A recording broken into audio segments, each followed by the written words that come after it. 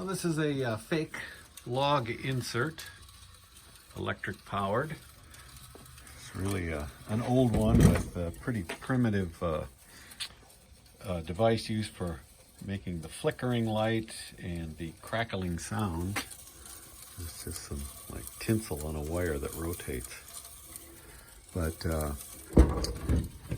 I always pick these up when I see them at a garage sale because they usually go cheap, and this one sold for $50. Well, this is the second of two sets of Scandia wooden napkin rings.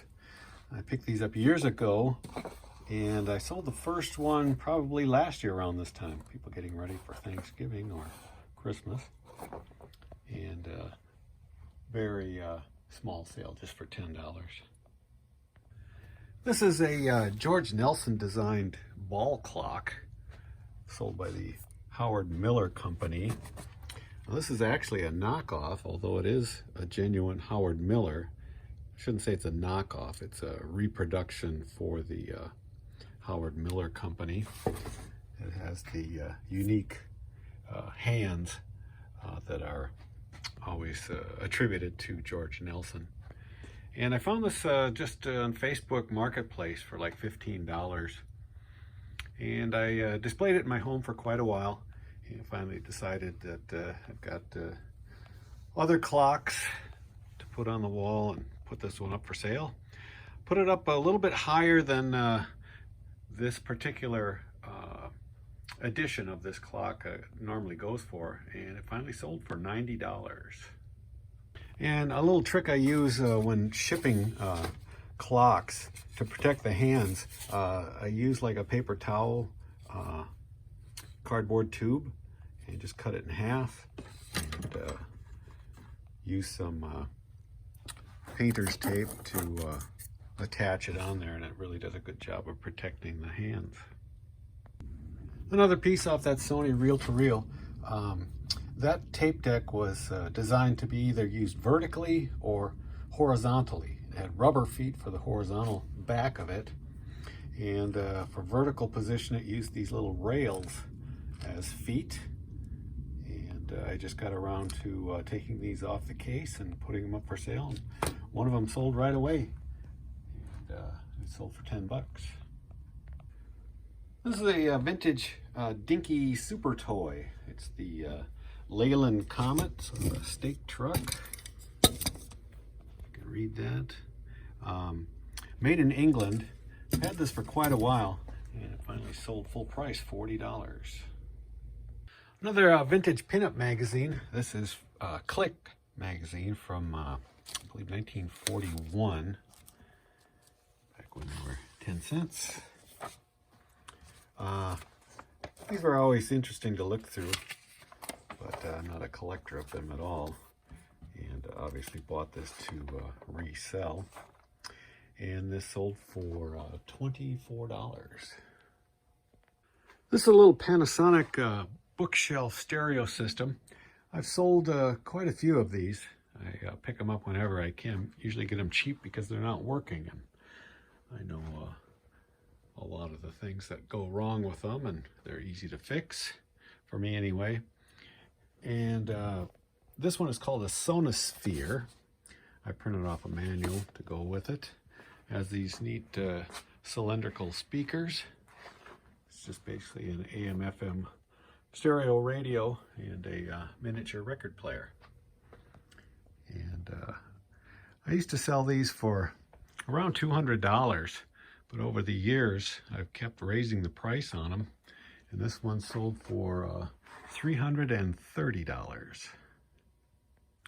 Another pair of these Prince picks from his Purple Rain tour sold.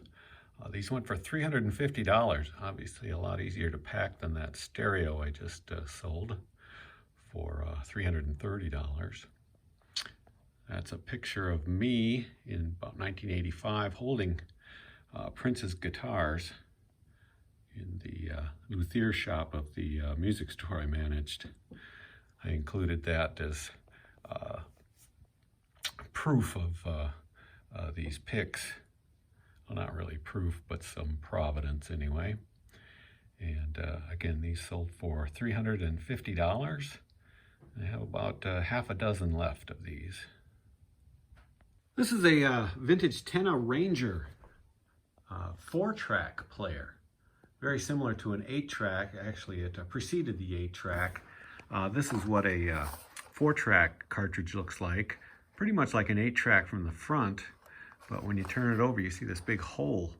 And that's because the 4-track had a pinch roller in the unit itself. And so when you want to play it, you have to pull this lever, and it pulls a it puts a pinch roller in position through that hole.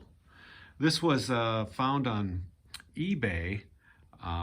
He was looking for a best offer on it. I don't remember exactly what I paid. I think around $100 to get it.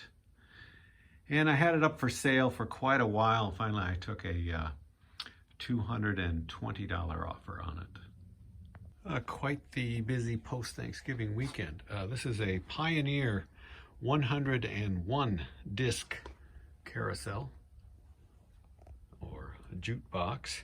I found this on Facebook Marketplace just a week or so ago. Was advertising it for $20, said it worked, had the remote.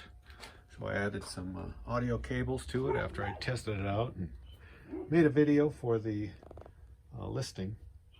It sold rather quickly for $150. This is one of several Polaroid cameras I have up for sale.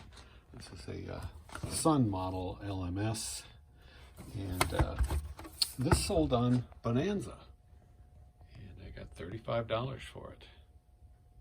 This is a tone arm counterweight for a Garrard turntable.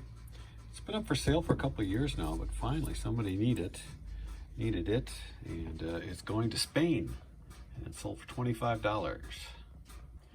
Well, this is a still new in the package head cleaner for an 8-track tape player recorder, cartridge cleaner, and the package is a little bit compromised here, but still looks brand new, and this sold for $22.